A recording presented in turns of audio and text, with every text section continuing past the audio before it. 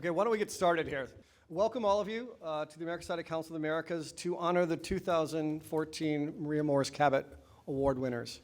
We did this last year with a number of the award winners, and we're doing it again this year, and it's a tradition we plan on maintaining. Not the least of which because we believe in the award, and the awardees are always a perfect example of the quality of journalism in the hemisphere and the need for quality journalists that cover the hemisphere and that can educate not just your own citizens, but also Americans about the hemisphere, which we don't get enough of, and also the trials of being a journalist and carrying out your trade in Latin America, which is what we're going to talk about today. A year ago, we published an issue of America's Quarterly dedicated to freedom of expression and featured a number of the former Moors Cabot Award winners there. And what we discovered in that, and also with the work of Carlos and the Committee to Protect Journalists and Sarah, was that the threats to freedom of expression in the hemisphere continue. We may be long past the dark days of overt censorship, of disappearances, of a knock on the door in the dead of night, but there are continue old challenges, whether it's thin-skinned autocrats in Colombia or Ecuador, of whatever ideological stripe, who have little tolerance for criticism, or whether it's corrupt judicial systems in other countries that pursue not just journalists, but media owners. But also there are new challenges, narco-trafficking and the war on narco-traffickers, which has created a certain amount of impunity for abuses and also the threats of crime against journalists. And there's also the challenge of breaking up media monopolies in the context of a highly politicized environment and reallocating those monopolies in a way that promotes freedom of expression, but often is used to abuse freedom of expression and pass those assets on to groups more favorable to the government. So there's a lot to talk about here today. And what I'm going to do is I'll introduce all the panelists, or the ones that are here actually, quickly, and then I'm going to let Carlos say a little bit about, Carlos Lauria from the Committee to Protect Journalists, about the trends in freedom of expression and journalism in the hemisphere. But let me introduce the panelists first. Frank Bajak? Bajak, I got it wrong again, is with the Associated Press. He's the head of the Andean region at the Associated Press, covering Venezuela, Bolivia, Colombia. He's worked at the Associated Press for a long time. Yes, basically all my career. Okay, seasoned journalist 30 having 30 years. Tamoa Calzadilla is with Últimas Noticias, or was with Últimas Noticias. She's worked in journalism in Venezuela for a very long time and has covered recently the protests in Venezuela and has a story to tell about the ways in which Últimas Noticias sort of censored her and the way in which she actually took her story online and it went viral. So it's actually a heartening story about challenges to freedom of expression, but also the ways in which they can be overcome.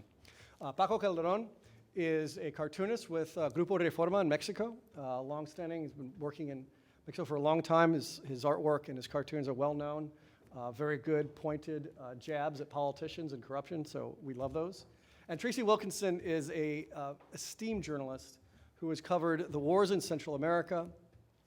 She's been posted in Europe. I'll say this, when I used to read about the wars in Central America, and I read it all the time. You're an inspiration in many ways. I can actually, not to you directly, but to the journalists that covered those wars, I owe probably my interest in Latin America. It sort of showed me the power of journalism to reveal abuses, to reveal the truth, and to sort of demonstrate that truth can matter in debate. So thank you, Tracy. She's now the Mexico Bureau Chief of the Los Angeles Times. All of them, again, winners of the Moors Cabot Awards.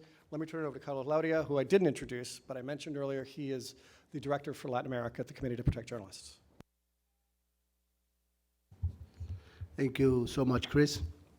It's a pleasure to be here, and congratulations again to all of you, Cabot Award winners.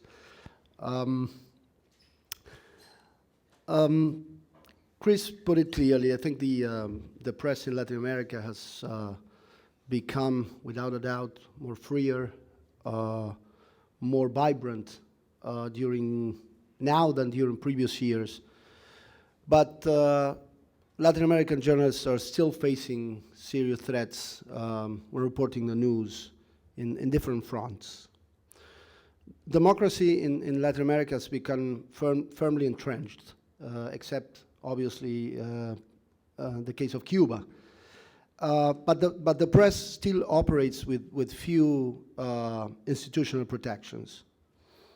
I've just been to Mexico this weekend, and I was able to participate in a conference, annual conference of investigative journalism organized by Peace and Transparency International, and I was amazed by the quality of the work that was presented from throughout the Americas. Really, really amazing work.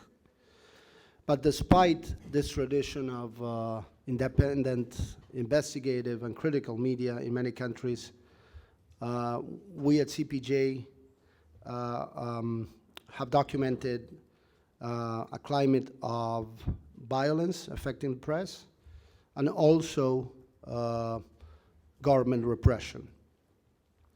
During the last 2 decades, transnational organized crime have extended their influence and have spread a wave of lethal violence across Latin America.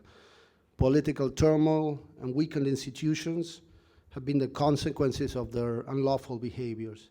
In this context, the coverage of sensitive issues, including corruption, the collusion between authorities and organized crime, human rights abuses, have made journalism a high-risk profession. Scores of journalists have been killed, disappeared, and brutally attacked with total impunity, as justice systems, both dysfunctional and overburdened, have been incapable of bringing those responsible of these crimes to justice. With more than 50 journalists killed or disappeared over the past 6 years, Mexico has become clearly one of the most dangerous places to work, not only in Latin America, but around the world. Violence linked to organized crime and corruption have devastated investigative journalism, and most significantly have stripped citizens of the rights to freedom of expression and access to information. But violence is not only exclusive of Mexico. As a report that was published a few weeks ago by CPJ showed instability caused by organized crime and corruption in Central America, particularly in Guatemala and Honduras. These two countries have experienced an alarming rise in the number of murders and attacks against the press. Sarah Rasky, who traveled to Honduras and authored this report, gave a number of examples of the situation, the serious situation in both countries. But Brazil, in the last few years, has also become a very dangerous place for journalists, with at least 10 journalists killed for their work since President Rousseff took office in 2011. This place has become also one of the most dangerous places for journalists in the Americas. The only difference with the other countries where impunity is the norm is that Brazil has been able to move some cases through the justice system. And the other trend, moving away from violence, the second most pressing issue for the Latin American press, I will say, is the series of judicial legislative registrations being placed on the press by democratically elected governments that wish to control the flow of information and stifle dissent. Showing disdain for the institutions of democracy, several governments are seeking to stifle dissent, and in these countries, the flow of information and the space for critical journalism has been seriously limited in the last few years. I will say that Venezuela provides the starkest example of the lack of tolerance to different views and opinions, as Lauria and Tamoa will be able to explain here. So with this, I'll finish my presentation and take it to the award winners. Thank you, Carlos. Just two recent arrivals is Giannina, who is from La Nación in Costa Rica, who is winning for her award-winning reports on corruption in Costa Rica, and also Lauria Weffer, who is also from Últimas Noticias, although is now with Runrunes, which is you're not. Runrunes, okay. Politico, okay. And they'll talk about Venezuela. But let's start with Frank, and start with this question of the threats to freedom of expression as you, and to journalism generally, as you experience them on the ground. And Frank, why don't we start, what you see in the regions you cover, and some of your colleagues, what they face? Well, I would say in all my years in Colombia, and I've got a total of almost 9 years in Colombia before moving to Peru in 2011, you know, the problems that we have is mostly the fear of the sources of talking to us, of meeting with us, and imparting that information. And that source may be the provincial journalist, who is the most vulnerable, always, particularly in Colombia. We found that to be the case. Or it may be the person with the actual information who won't go on the record, who won't have their picture taken. And so I think that a lot of the stories that could be told aren't told, or are very difficult to be told, because we expect to see a face and a name with the information. Can I just ask, where does that threat come from to them? Is it from local power lords? Is it? The threat would come in a country like Colombia from the local warlords, be they paramilitaries, or it could be from the rebels who are in charge, you know, running that territory. So people would be reluctant to talk about atrocities performed by either of those armed groups.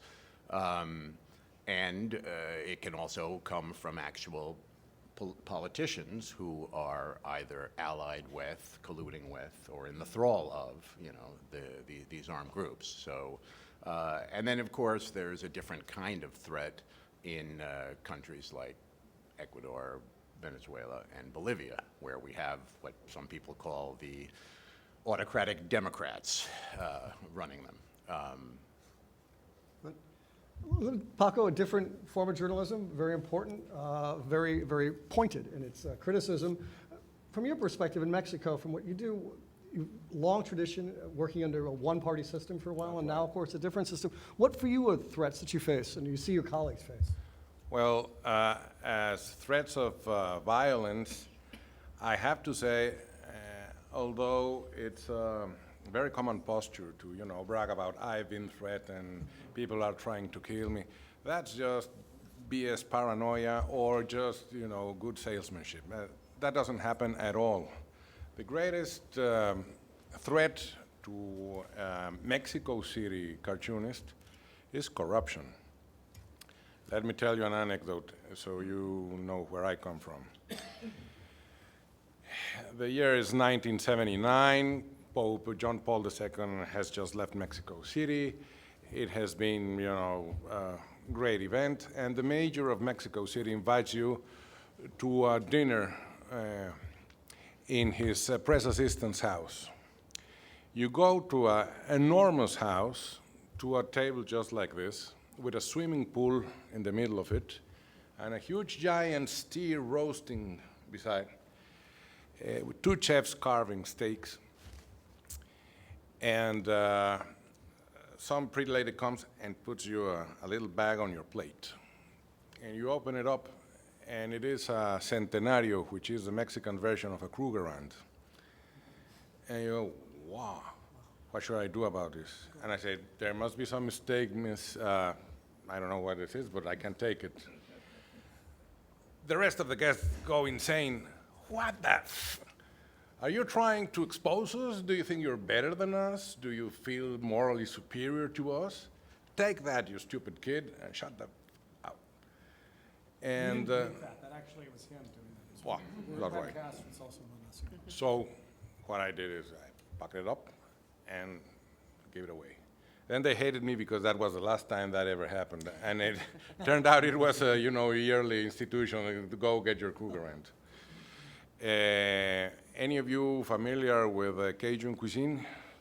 Do you know what a merliton is? A merliton is a water vegetable. In Spanish, it is called chayote. And it's the namesake for bribes for journalists. The urban legend goes that there was this candidate promoting himself, the official candidate from the PRI, and his press assistant was gathering some reporters behind a tree, and some idiot like me, coming, what's going on there? You see that Merliton plant there? Yeah. They're watering it down. Go get sprinkled, boy, why don't you? And there was this huge envelope. And many journalists fall for that kind of thing because the entrepreneurs who run the newspapers thought it convenient, hey, if the government is going to bribe them, and I can't publish what I want, but what the government wants, let the government pay them. So I pay them a misery, and they'll have to go get corrupted. And that has been the greatest threat ever since. We thought with democracy it would change. It changed to a lesser degree, but it didn't really go away. And now the problem is the ones doing the bribes aren't the politicians, but the criminals in several cities in Mexico's states. And you know, you can't return the Krugerrand. You have to keep it, and you have to play it cool, because they're not just going to, you know, smile and take your Krugerrand away and that's about it, but they're going to kill you. Many journalists are leaving their cities, flocking to Mexico City in order to escape this plomo plata rule of journalists. Other thing working against the cartoonists right now is the economic crunch. It's no news to you, I know, that many newspapers are having serious financial struggles, and they're letting people go by the hundreds. And the first one to go, unfortunately, are the cartoonists. I would say that's pretty much so the state of the Mexican cartooning journalism in Mexico. Tracy, your sense of sort of the evolution of this, and both covering the region as well as in Mexico now. How do you, the threats to freedom of expression, and does actually working for a foreign newspaper give you a better measure of protection, or is it the same? I operate under that perhaps foolish illusion that we as foreign journalists have a certain protection, but I think it's true. I think we are exposed to fewer pressures than what the Mexican journalists or the Central American journalists or other journalists in the region are exposed to. Certainly in Mexico, you know, I can leave, they can't in many cases. They have been fleeing to Mexico City for safety or going into exile, even in the States or elsewhere, internal exile within Mexico. But especially in the provinces, in the States, they are very much subjected to the pressures of the government, the local government, and the cartels, both the criminal gangs, be they drug trafficking cartels or human trafficking gangs or whatever they are, because that also has been morphing into new and more crimes. But certainly, those are the threats that the Mexican journalists especially face. When you know, it used to be in the old days, you could report in Mexico just wandering around, hanging out, listening to people, kind of absorbing what was happening. And when I returned to the region in 2008, having been in Europe and the Middle East, we started applying in Mexico what we called the Baghdad rules, where every movement had to be thoroughly planned.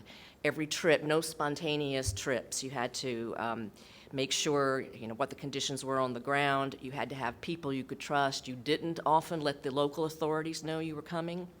You let few people, you didn't identify yourself as a reporter at the hotel. You do, obviously, in your job. As you interview people, you have to, but in the hotel, they don't need to know who I am, that sort of thing. And, you know, always going around with an extra antenna up. Over time, I developed a network of local journalists throughout Mexico that I trust, and so I can work with them. But you just never know who you can trust until you really work on it, and that's very different.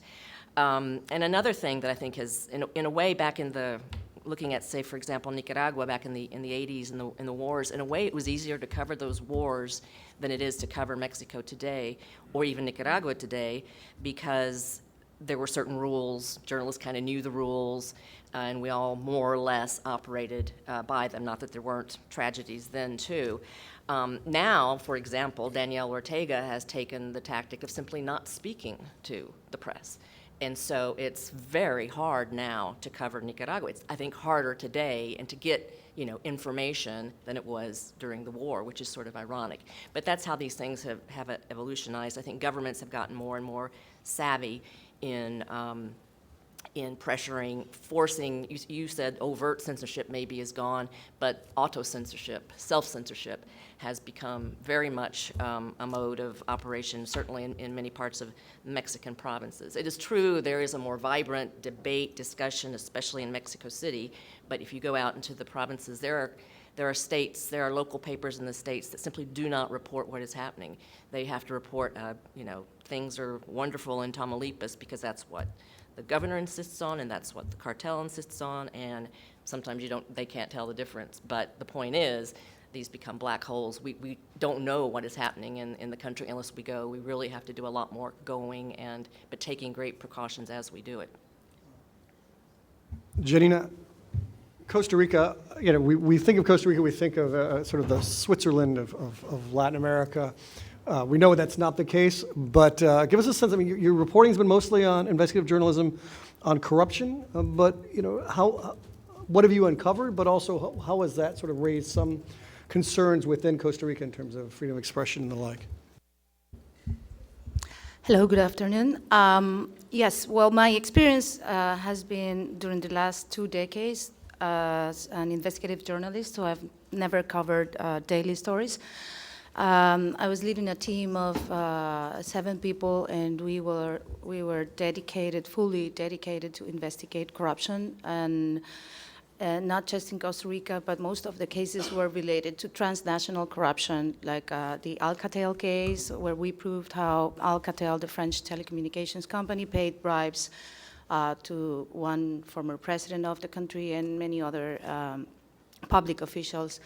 And then another transnational corruption case. So, yeah, well, most of my friends say that maybe I became an investigative journalist because nothing happens in Costa Rica. So, so I had to find my way to find the stories, which is probably truth. Costa Rica is certainly, we don't face nothing compared like what my colleagues in Venezuela, Mexico, or Colombia are facing. And even though now we have the peaceful paradise place has been changing, especially in the coast, some regions are totally controlled by organized crimes already, and that was not even possible 2 decades ago. So we are not exempt for the violence and all this, the situation that is going on in Central America. But even though, I mean, we still have strong institutions, most of our cases, at least 50 of our investigations ended up in criminal cases, not just in Costa Rica, but in Finland, the UK, France, and the US. And the reason why that happened was because the prosecutors in Costa Rica were always taking action on what we published. That doesn't happen in many other countries. And I always say that because people think that we are some kind of a special, but the truth is the country still keeps these strong institutions in a country with only 4 million people. For instance, when we published the stories related to 3 former presidents who were involved in corruption, most of the shareholders were playing golf with them and were friends of their friends and their relatives. So it's you can imagine how a small country like ours behaves. But even though we were able to publish all these investigations, then, of course, threats are not, we are not exempt from that. I was shot in my leg after we published all these stories. I thought that it was regular insecurity, and so that I didn't denounce it as as something related to my work, but 15 days after, the prosecutors who were in charge of the cases were, their computers were stolen as well. So, well, that was back in 2005, and after that, of course, we have changed the way we were so naive and very like trusting everything, communications, and so on. Now, you never know. We have people, they're fugitives from all over the world, you know, having this brand of being the paradise. Many undesirable people go there. One day, I just cross-referenced the immigration database and with most wanted FBI and Interpol people, and guess what? Like 5 of them were there living in the beach, very happy. So it's we have this sort of challenges as well, and I would say probably something that I'm aware about, not just in Costa Rica but also all over Latin America, because I've been helping so many colleagues investigating on and dealing with databases, is the access to technology, to knowledge, and the resources we need as journalists to investigate the kind of power we are seeing in Latin America. It's totally unequal, and I think we lack those resources in general in most of the countries on how to deal with tax paradises and, you know, very complex finance structures. So I would add this challenge and as one of the most important ones for investigative journalism in the region. Thank you. Lauria and Tamoa, obviously the case of media concentration and ownership has come up a number of cases, obviously, and you're also sort of victims of that in terms of the selling of private assets to allies of the government. Give us a sense of, I mean, Venezuela is obviously a separate case, but it could in fact be emblematic of larger trends within the region. Give us a sense of sort of your stories at Últimas Noticias and the overall trends in terms of media ownership in Venezuela, shifting from one closed set of owners to a different set of owners.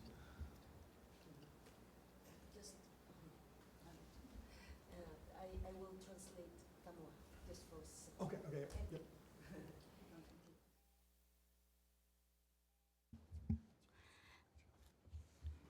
Hola. Es una nueva forma de censura lo que se está imponiendo en Venezuela a través de la compra de medios de comunicación. ¿Quieres hacerlo ahora? I can do it. It's a form of censorship, what's going on with the purchase of media that's going on right now in Venezuela. Perfecto. Son intereses y empresarios, digamos que capital pro gobierno que está comprando los medios, y enseguida estos medios cambian su línea editorial a favor de este gobierno y de hacer propaganda oficial en contra de la crítica de la oposición y del periodismo. These are business interests that snap up these assets and then that are allied with the government and then change the editorial line of the media to then go from criticizing to promoting government propaganda. En medio de un problema político y económico que concentra los 5 poderes en el partido de gobierno, no existe separación de poderes en Venezuela. Los medios vienen a jugar para hacer el aparato de propaganda oficial, y eso ha hecho que muchos periodistas hayamos renunciado o hayamos sido despedidos de los medios de comunicación, los espacios de medios tradicionales se hayan cerrado y estemos emigrando a plataformas digitales. What's happened is the balance of powers is consolidated in Venezuela, and as the apparatus of the media has turned into an apparatus, or the independence of the media has turned into an apparatus of the government, another power, if you will, of the government, a lot of journalists have left and are now exercising their craft or their journalism through electronic media. En nuestro caso, éramos una unidad de investigación con 8 personas, que ya no existe, ninguno está en la unidad. Descubrimos que las personas que asesinaron al segundo muerto del 12 de febrero, protestas en contra del gobierno, había sido a manos de la policía política. Lo hicimos basados en redes sociales, en videos, en periodismo tradicional, y costó mucho porque ya el periódico estaba siendo censurado por el nuevo poder. In their case, there were 8 journalists, I believe, who were covering it. They developed a story and revealed an investigative story that one of the protesters on February 2nd had been killed at the hands of a policeman. This was difficult because at the time, Últimas Noticias was already in the hands of pro-government forces, and so they used television, video, and radio to get the news out. Un mes después, seguían las protestas muy fuertes en Venezuela y decidimos en la unidad hacer una crónica sobre todo lo que se estaba viviendo detrás de esas protestas y cómo pensaba un muchacho que protestaba y cómo pensaba un militar que lo reprimía, que fue el trabajo de Lauria Weffer, que fue censurado y es la razón por la que me fui del diario. So a while later, they developed a story that was looking at how the two sides of the protest, from the students, how they saw the protest, and from the soldiers or policemen who were repressing or enforcing the security. And this was by the time that Últimas Noticias had already been basically compromised, and they censored and wouldn't run the story. So for that reason, they left. Cuando llega la crónica que la hizo Laura y tenía todas las partes que estaban en juego y que comparó que una persona de 19 años, igual que un militar de 19 años, se estaban encontrando en el frente y era la muestra de esta división que existe en este momento en Venezuela, se nos pedía que en esa crónica condenáramos a los manifestantes y que dijéramos que estaban siendo financiados por un capital externo, preferiblemente de los Estados Unidos. Eso no fue lo que nosotros encontramos en nuestra investigación y por eso no salió el trabajo. Se me pedía el director que o pusiera eso en la crónica de Laura o no salía el trabajo. Yo me negué, él dejó de publicar eso y por eso renuncié.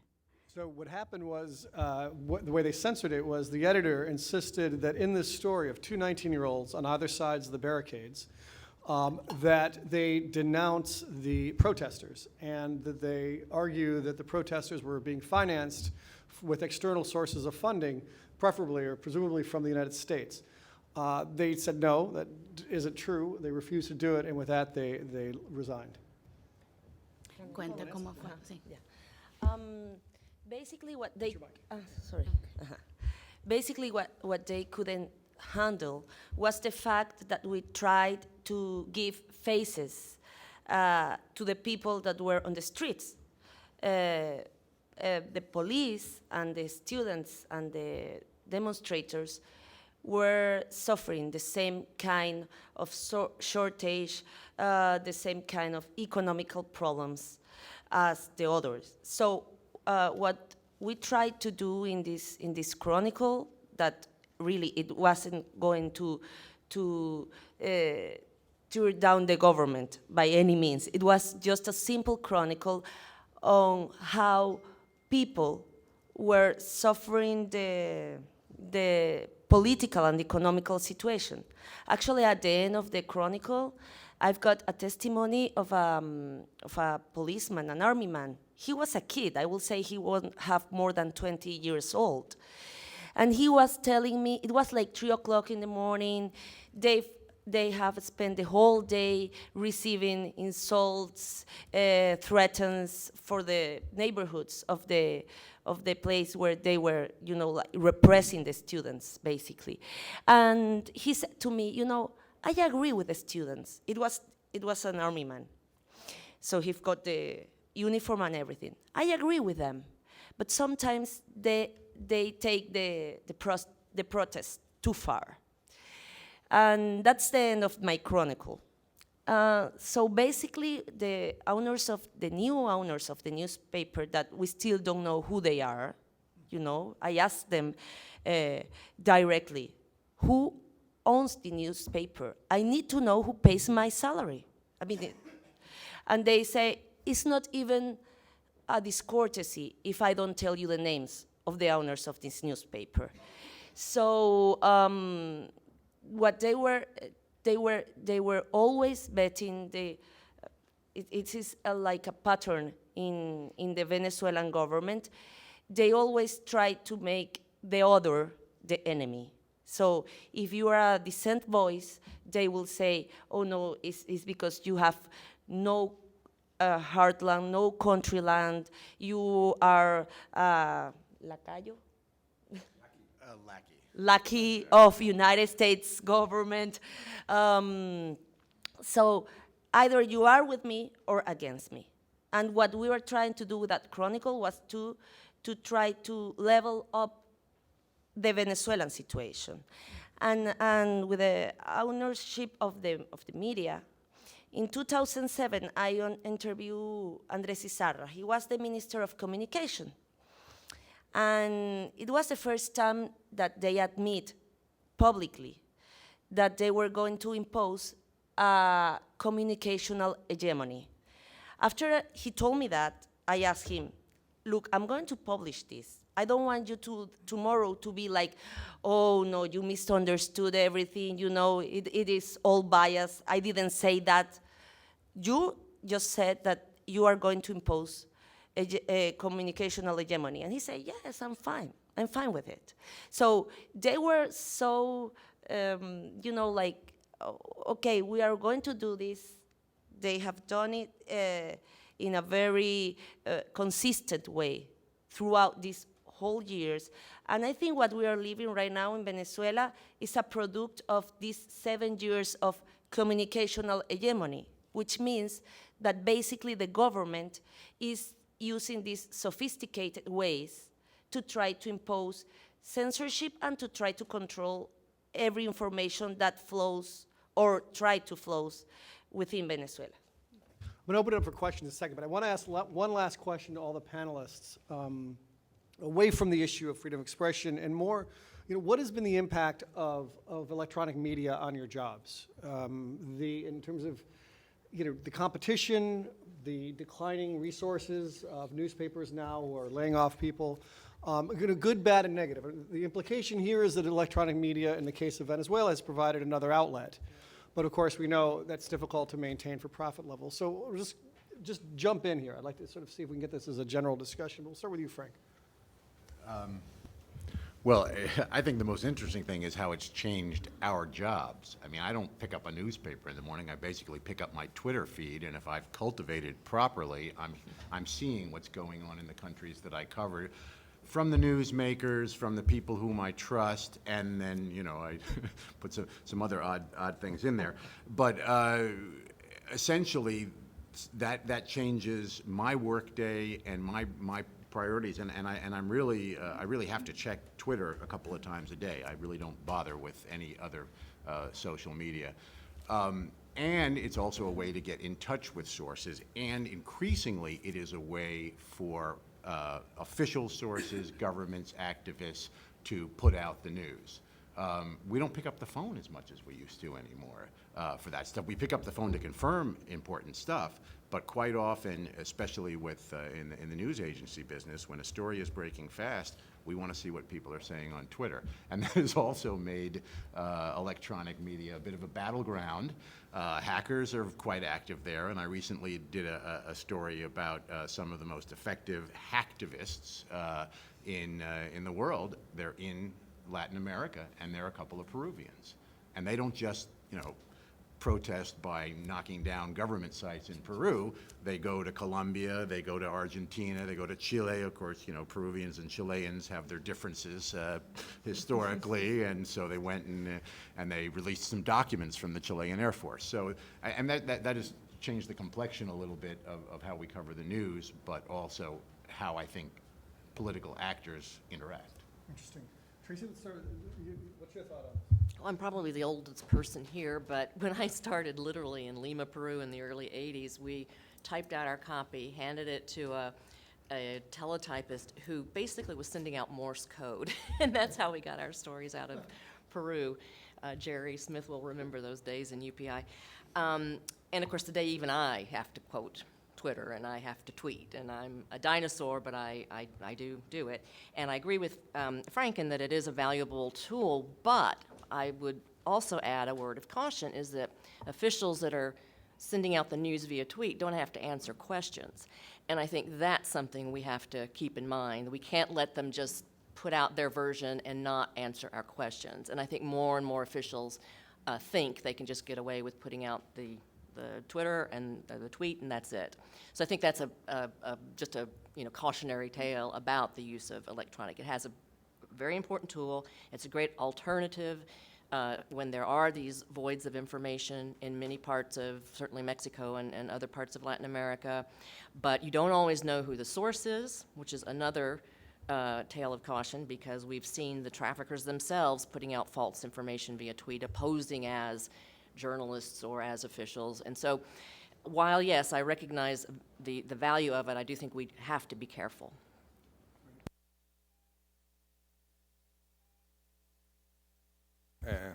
Sorry. Detweeted because... Detweeted? Detweeted. I just went out of the Twitter thing because... because my paper asked me, please don't give away for free what we are charging people for. And I said, well, okay by me. And I thought, well, sorry, I mean, they're my employers. I have to look out also for the interest of the paper. It is funny that Reforma, which opened up Mexican journalists, is having a problem getting publicity where other newspapers are in a boom. And that's, well, kind of suspicious, especially since most of the publicity is old-time government sponsored ads. The governor of this is, doing this and that, and we all very happy in the state of blah blah blah thanks to the governor with blah blah blah. And it's like the old warmed over all over again. And so, well, yes, I had a personal page. I had to shut it down, and I went out of Twitter. That's about it. On the other hand, yes, the technology allows you to do great things. For instance, to do a color plate, it took me around half a week. Now I can do it in half a day. It's just an amazing thing. Sometimes I even send to the paper the cartoon that's going to appear that very day, only I send it in first hours of the morning, and they publish it 2, 3, 4 hours later. Things like that were unheard of when I started. Yeah. But that's about it. I'm sorry. No. Another thing that worries me is that now the Twitter thing is encouraging people to lynch journalists. For instance, just today in my Twitter account, people were calling me pig, fascist, you lame SOB, blah, blah, blah, blah, blah. Nothing has happened to me. I'm not paranoid. I'm not saying something's going to happen to me, but I've heard of, I don't know, well-recorded cases that Milenio's director was recognized in a protest in Mexico City, and he was chased down, beaten, spat upon. Just last week, the presidential candidate of the left, Mr. Cuauhtémoc Cárdenas, son of Lázaro Cárdenas, which is, a big totem for the Mexican left, was spat upon, chased around, beaten. One of his assistants went bleeding in the head because they thought, well, someone's got to pay for these Iguala massacres. You are a politician. You are in the ruling class. You're an assassin. And they went onto him as if he was Gustavo Díaz Ordaz. And also, reporter Ricardo Alemán has suffered these assaults. Of course, when you are in a mob, in an angry mob that wants to lynch you, there's no accountability, no one to take responsibility for it. Yeah, that's certainly true in Twitter. I just have one, reporting from experience. Actually, less than a month ago, I was reporting in the Peruvian state of Ucayali, where a governor was just elected who is under investigation for money laundering related to drug trafficking. And during my investigation in Ucayali, I interviewed several people who had denounced him, and I was in Pucallpa, which I don't know if anyone has ever been there. It's quite a rough and tumble place.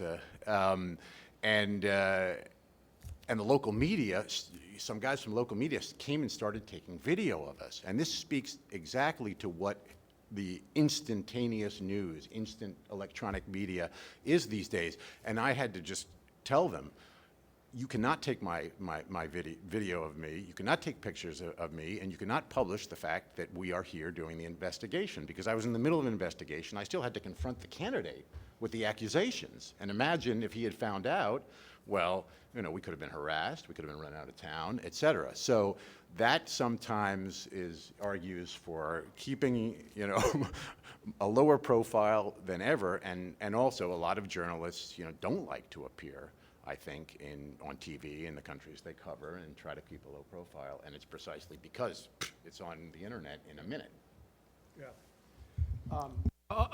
The Twitter trolling is not unique to Mexico. I'm sure Tracy can relate to this too. You write any story about immigration, and you get all sorts of ugly attacks with Twitter. Yeah, those are gringos. But when the law breaks down, then it's pretty scary because they feel that they can do it and get away with it. Actually, Well, in my case, I've been using technology to investigate since the early 90s. And when at the time when saying databases was like a bad word. So Costa Rica has the uniqueness of having generating data for the last 40 years or so in digital. And I started individually for the first decade, and during the last 7 years, I have been working with a multidisciplinary team, including developers, geographers, and statisticians, like trying to uncover investigative stories out of analyzing databases. So technology also is not just great in terms that allows us to publish and our stories faster and everywhere and for free, but also allows us to interview 20 million records in just seconds, something that we couldn't do in the past. So I would say that's possibly one of the most important aspects. We can now tell stories that in the past we were not able to find at all, not even close. For instance, one of the first stories we published was about subsidy given by the government to homeless people, and there were almost 200,000 people receiving the subsidy, and if you go to the streets, you never see 200,000 people like homeless. So the question was, who are these people? We got the database and we cross-referenced this database with vehicles, properties, assets in general, and most of the people some people had up to 30 properties in the beach, very expensive. One of them had a car rental. And so when we did the reporting on the field, we found out that the politicians knocked their doors to offer this subsidy in order to get their votes during the elections. So imagine just trying to report these sort of things using traditional journalism. There's no way you can interview 200,000 people for a story, and so that's why I think that technology is our ally and not a threat. And as related to the social networks, I have a conflict with that. I just recently committed suicide again in Facebook. And anyway, I have mixed feelings. many of us do. Laura. I just would like to say, sorry, that on the piece of 12 de febrero, 12th of February, I will say the beauty of that article that get us to discover that the killers of a young man of 22 years old were policemen, that it was done with the help of people and the things that they've got in their cameras. Basically what we did was we went to apartment by apartment, house by house, knocking their doors and asking, do you have by any chance a photograph or a video in your, in your mobile or in your camera that you can lend us for a few moments so we can check if it's useful for our investigation?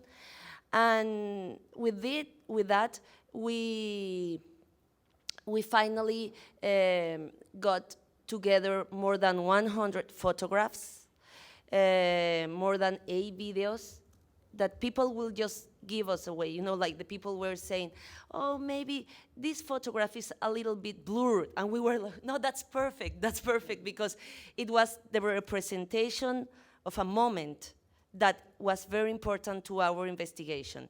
And with all that data that people gave us generously, and we managed to put together the puzzle that allow us to have the results of the investigation. So basically, it was with the help of people and the help of technology. So I'm going to open it up for questions. You have here, these are journalists accustomed to giving to being in the other end of press conferences where they get to ask the questions. Now you get to ask them questions. So we have microphones hanging around back there. So anyone have a question? It's right up here. Actually, you have a microphone right in front of you too, if you want to use that rather than there. I would like to ask Giannina why the situation in Costa Rica deteriorated in the past 20 years and there's more corruption today. Thank you. I'm not sure if we have more corruption or if it's that we finally are seeing corruption or discovering corruption. And I say this because one of the response will be, there are many, many factors going on here. We were unique, not just in Central America, but also in the whole region in terms of not having an army. Most of the income of the country was invested in education, health, and our past leaders were visionaries in investing in a good, especially in education. Now, this is a very simple way to say it, but our past leaders were corrupt as well.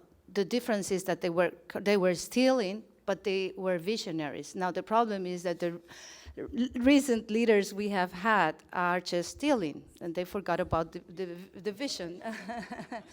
So well, that's what happened during the last 2 decades, especially. We had there are two strong values or assets in the country, and those are yes, education and health. And you can see how now, especially in the middle class, we have to double pay for those services. So like our kids cannot go to public schools like I did anymore, and we cannot use the public health. It's not in a good shape. And I would say, I mean, it's not just corruption, but corruption has played an important role on that. Just one example will be enough, I think. One of the cases we discovered is about the $40 million invested in Finnish medical equipment. It was totally legal. I call it transparent corruption. It was approved by everybody, the controller, all the control organisms, Mother Teresa, everybody. And then at the end, what happened is that there was a dark side on all the procurement process, which is that the former president and the leader of the health organization, of the Social Security organization, got bribes from the Finnish company and the Finnish representative in Costa Rica to buy this equipment that was not needed at all. So a very complex X-ray was sent to a poor region in the country. They didn't even know how to use this X-ray. They were demanding for incubators. So this is the sort of things that have been going on. The decisions are not necessarily made because of the need of the needs of the population, but rather on the profits they can get. Other questions? Yes, back here, you got a microphone. Good afternoon. I will translate for Tamoa later because I'm from Venezuela. My name is Andrés Correa. I'm a journalist from Venezuela and also a former professor from the same university, Universidad Católica, where you have taught. One of the things, what you have told or what you have shared this afternoon, we already knew about. What the thing is concerned me the most is what kind of journalism are we teaching right now in Venezuela? Because my last class there was 2007. So, buenas tardes, soy periodista venezolano, ex profesor de la Universidad Católica. En cuanto a las historias que ustedes dos han contado, no me sorprenden lamentablemente, pero lo que más me preocupa en este momento es qué tipo de periodismo se está enseñando en Venezuela. Ustedes dos fueron profesoras, creo que siguen siéndolo. No sé cómo me pararía yo en este momento en un aula de clases en Venezuela. La última vez que lo hice fue el 2007. Y hablarles a los estudiantes cuando tenemos estas formas de censura y cuando las oportunidades laborales se han restringido tanto en el país en televisión y en prensa impresa. Gracias. Hola. Justamente me tocó ser profesora de periodismo de reportaje y crónica cuando acababa de renunciar. Y me preguntaba lo mismo que tú. Paradójicamente, fue una buena oportunidad para inyectarle ganas a los estudiantes y decirle, nosotros no tenemos las respuestas, nosotros tenemos que buscar las respuestas todos los días. Okay, let me just I thought I was here. She's saying that actually precisely when she left Últimas Noticias is when she went to go teach, and she asked herself the exact same question, like what are we supposed to be teaching journalists here in terms of their craft, and she says, what she says to them is we have to look for that answer. We have to recognize that question and look for the answer. Y justamente conseguí los dos mejores pasantes que se pueden tener dando clases. Entonces, creo que es un trabajo como el que hacemos todos los periodistas, de sembrarle a los estudiantes de periodismo el compromiso tan grande que tenemos justo ahora. Y me gustaba decirles que es como si toda la vida te preparaste para ser bombero, no vas a correr el día del incendio. Este es el momento para hacer periodismo en Venezuela. And the decision they came to was basically she's trying to seed the students to understand that this is precisely the moment to really do journalism. This is their opportunity to do it. More questions? Yes, back there. Hi, Abby Wright with Columbia Journalism School. Thank you for hosting this event. I have a question for each of the panelists about economics. We've talked about other threats and challenges that you all face in the region, but how have the changing economics of journalism impacted your work?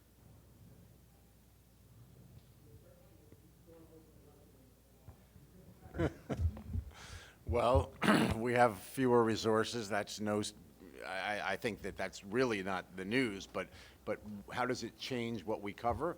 We just have to almost daily make decisions about what we can't cover and focus on what we think are the biggest and most important stories. And also, we have to think, in my organization, also about what sells, what's interest, what gets, clicks on the internet, and a lot of visual. We do a lot of visual stories because we have video and photographers, and sometimes those are the way to attract people to stories that they might not otherwise get. So we're doing a lot more multimedia right now, which doesn't deflect us from the important investigations. I recently was named to our international investigative team, plus I continue to do my day job. So there's a lot of juggling, I think, for us, and it can be complicated. And the other thing that we do, I think, more, and my colleagues also, is reach out to one another, identify the journalists we trust the most, and try to work with them on stories and do a lot more sharing. And I recently saw someone tweet, stop criticizing your competitors on Twitter, help them out, applaud them, because there's fewer of us now.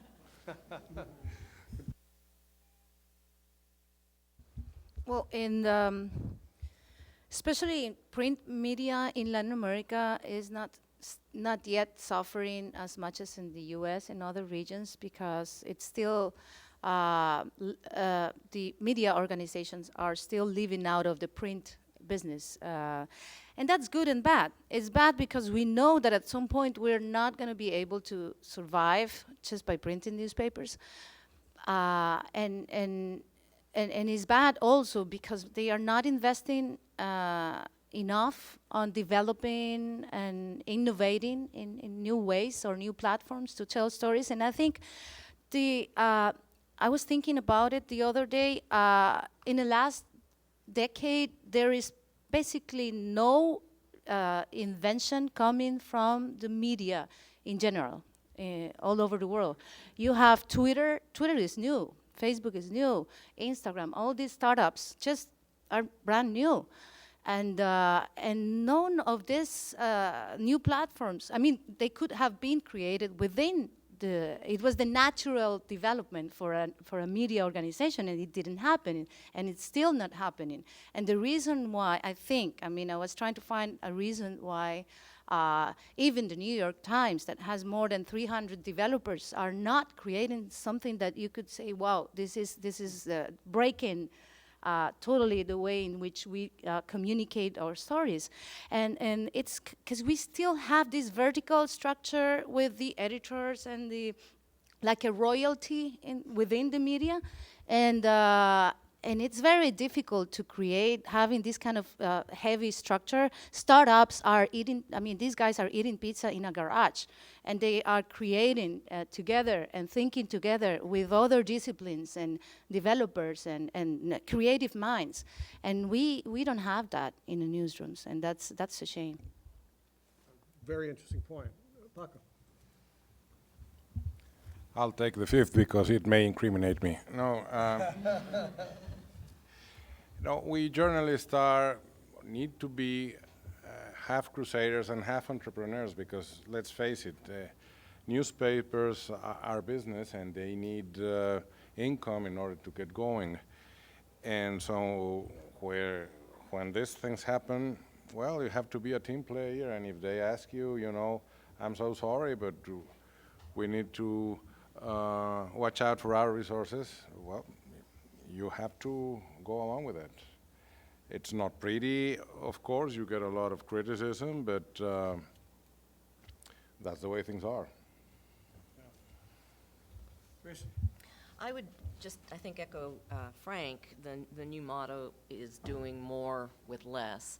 The LA Times used to have 9 correspondents in Latin America, and today we have 2.5, actually 1.5, because we have an opening. So the same amount of territory is now being covered by whatever that would be, a 9th or an 8th or whatever it is of the people. So there's a lot of juggling, a lot of deciding what not to cover, a lot of maximizing every trip that you're doing 2, 3, 4 stories, not just one. Writers have to take pictures now sometimes and have to do video. So we're all doing a lot more than we used to, and unfortunately having to make choices of not covering some things. And also, I guess, recognizing Twitter and those things as a way to bring readers to us, and so acknowledging that we have to do that as well, because it seems like the editors still demand it all, but we have to make choices. That's a question as a consumer of U.S. news. Do you think that affects the quality of coverage of the region? Or, always remembering Scotty Reston said about Americans and Latin America, Americans will do everything for Latin America except read about it and understand it. So does this lessen our ability to read about it and understand it? Frank, I'm going to ask you for, Venezuela is such an outlier. Yeah, I remember some years ago Tom Rosenstiel did a study about Latin America and coverage of Latin America, and how the agenda for coverage of Latin America was set by policymakers in Washington, and that sort of trickled down to the editors at the major news organizations, and that only 1% of news pages in the United States were devoted to Latin American news. And I always find it astounding, because Latin America, it's our neighbor, it's our natural neighbor. We have so many Latinos here. they really like us. They want to be our friends, and we have started to ignore them. And the political repercussions are there, not just in ignorance, but also in policy misdirection and missteps. And you know, you could get me started, but I won't get into the politics of the various countries where I think we could have done a lot better. Yeah. And not alienated leaders. Well, I think there's still a lot of quality out there. I think there's still some really good journalists doing a lot of good work, but I guess the quantity is less.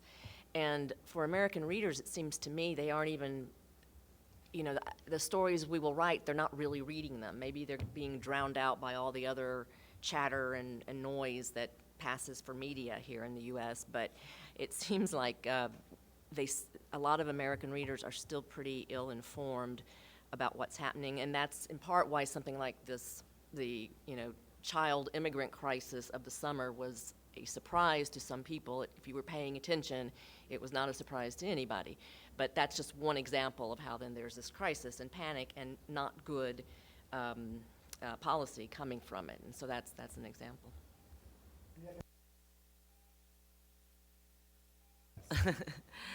Well, I think in Venezuela, at least, it has to be seen in two ways.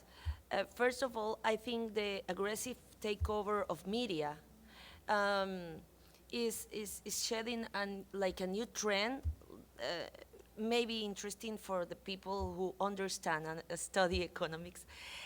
These new owners couldn't care less about the economics, the finance of the media that they are running. They just don't care. I mean, they don't want to get more readers. They don't want to get more well, I mean, maybe it's not the word that they don't want to, but they are not especially interested in gaining more audience. For them, the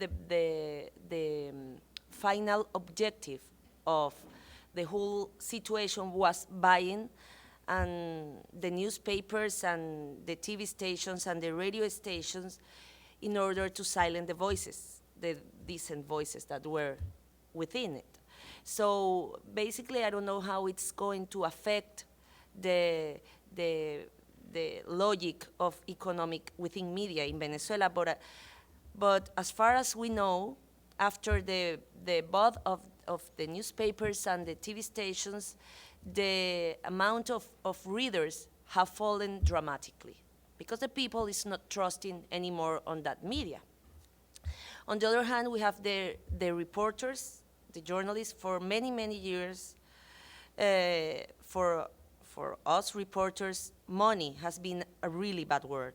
I mean, it's something that we never discuss, is out of discussion completely. But recently, since we are not longer in big structures that pay our salary, like monthly, we have to find our way. And I think that's an interesting process that we are living in Latin America, and I will say in Venezuela. We are trying to make our work, to make our investigation, to do our job as we normally do, but try to live out of it as well. Let me take a couple questions. Are there any others? And all in one, so we'll, right here, you got a microphone, and then back there with Zach. First, you. I guess a question possibly for Carlos and maybe you, Dr. Sabatini, and if anyone else can chime in, I'd appreciate it. That's not part of the deal. I don't answer questions. I just ask them. Okay. There are no panelists from Brazil. Is that a reflection on the status of freedom of expression in Brazil? And if any of you have anecdotes or stories, I'd appreciate something from Brazil. Okay, very good. Another question was back there. My name is Giannina de Gonzaga, World Council of Peoples for the United Nations.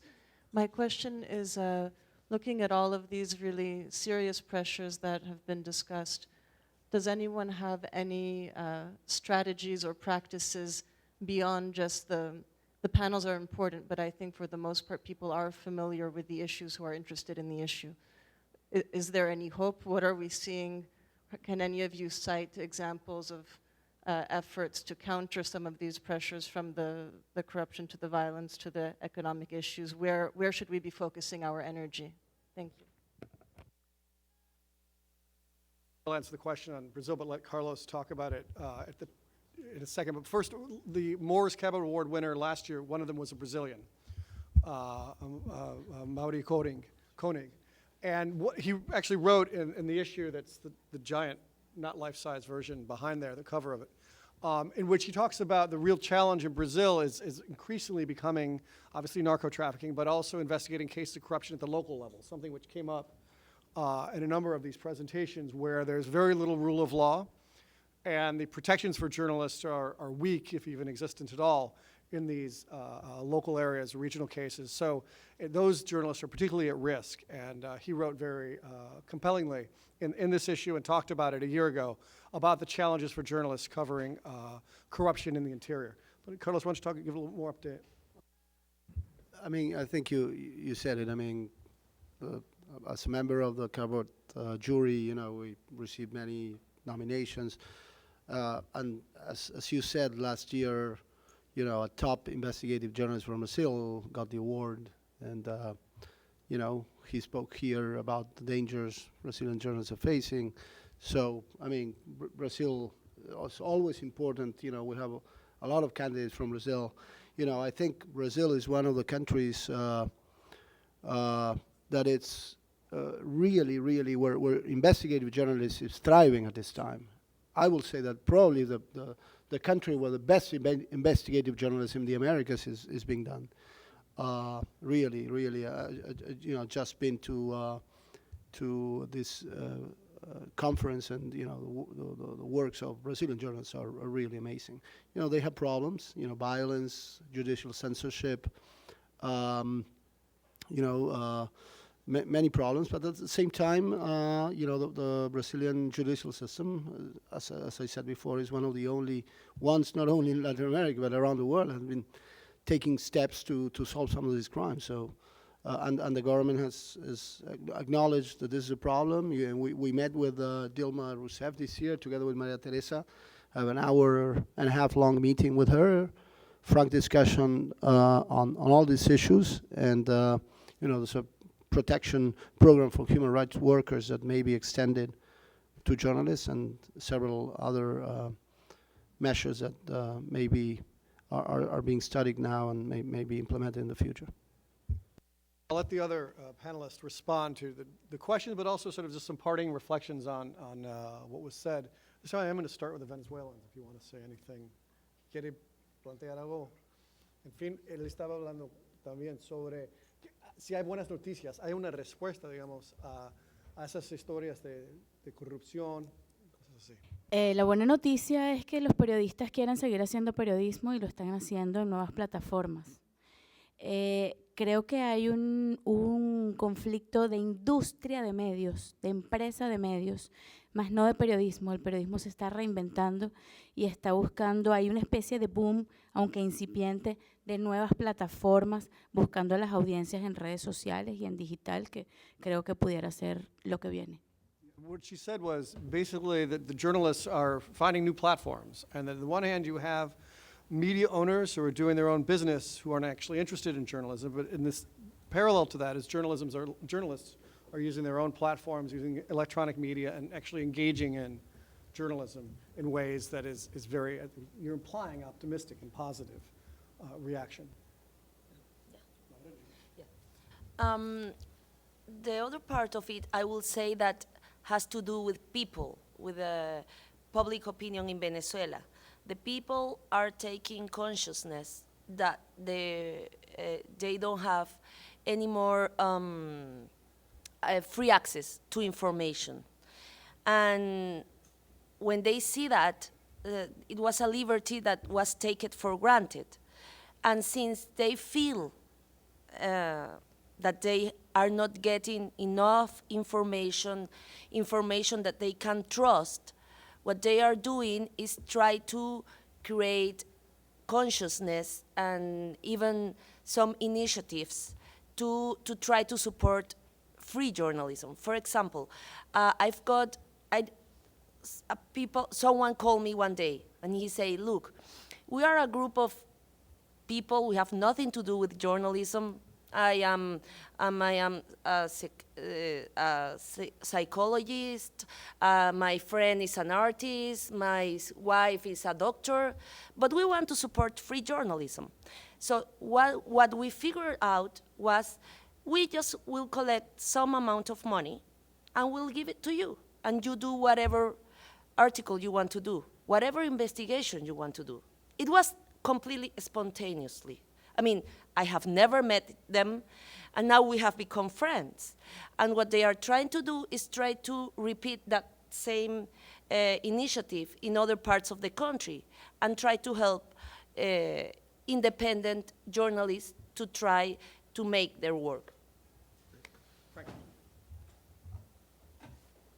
I will somewhat echo Giannina and preempt probably her by saying technology. You know, technology is a double-edged sword, but one of the edges that favors us, it has helped create things like, you all know Wikipedia.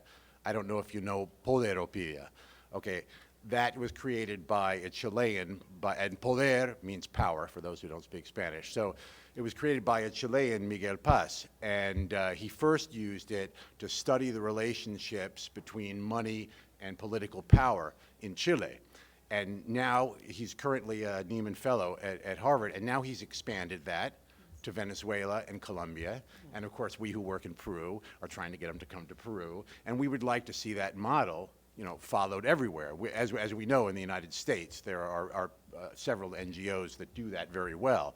But in Latin America, it's new, and the more we can get that going and all collaborate on that and benefit, the better. The other thing, also related to technology and also involving the kind of work that Giannini does, is hackers. I don't know if you people are familiar with hacks and hackers. People in Latin America are still confused because they think hackers are all these nefarious people breaking into their computers, but there are good hackers and bad hackers. And hackers was created by a former AP colleague of mine who was a Knight Fellow in Stanford. And the idea was to bring together programmers and journalists. And these hackers chapters, there's one in Buenos Aires is going strong, and one just opened up in Lima in the past year that I'm a member of. So yeah, there's plenty of hope. It's not all grim. Very nice. Giannina. That's great. Yeah, we just opened, last year, Hackers Costa Rica as well. Yes, I think the situation is not as bad as we may think. I always say that I'm so glad that bloggers and people in Twitter and Facebook are taking away our real-time news and stories, because now we can dedicate our time for something more useful than breaking news. I don't think breaking news is the business anymore. I think we are smarter than that. I think we can start finally digging into complex realities in our countries. We don't need journalists anymore to tell the people that a highway is closed. I mean, that's not really relevant. It has never been. And finally, we have an opportunity to start working on complex situations. Like in Latin America, I'm gonna talk about this tonight. Latin America is facing, it's the most unequal region in the world. It's really overwhelming, the levels of inequality in Latin America.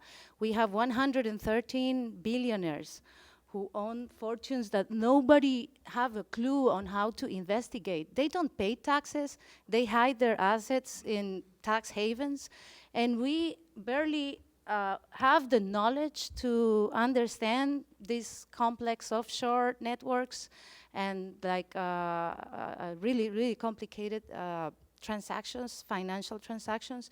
So not only we have to find a way to finance our journalism, because we don't have that marriage anymore with the media organizations, but also we need to we have to become experts in new ways to use technology and knowledge and finance and very complicated concepts to investigate these elites that are ruling Latin America. Thank you very much. Well, as a cartoonist, keep doing what you do best to the best of your abilities, and grin and bear it, and bite the bullet. Now, if the bullet is traveling very fast, then run for cover and try to do it somewhere safer. Nice, well said. Well, just on top of adding to what my colleagues have said about new platforms and technology, your question was about strategy, and one strategy I think we need to mention is that there are some really good activists in places like Mexico who are working to protect journalists, to change legislation that governs how the deaths and kidnappings of journalists are investigated, both at the grassroots, then they're training fellow journalists in how to keep safe or be safer.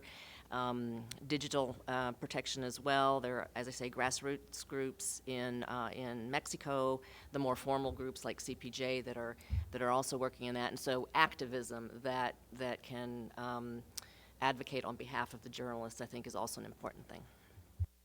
Thank Abby Wright for organizing this with us. She's asked a question. She's back there. She's with the Moors Cabot Award and in Colombia. Maria Teresa Renderos, who's here. I've known her for a very long time, now at OSF, but also an important figure within the Moors Cabot Awards, as well as Lauria, who proposed this idea. So thank you very much.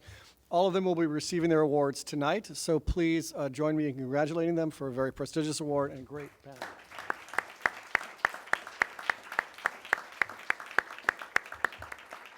Thank you very much.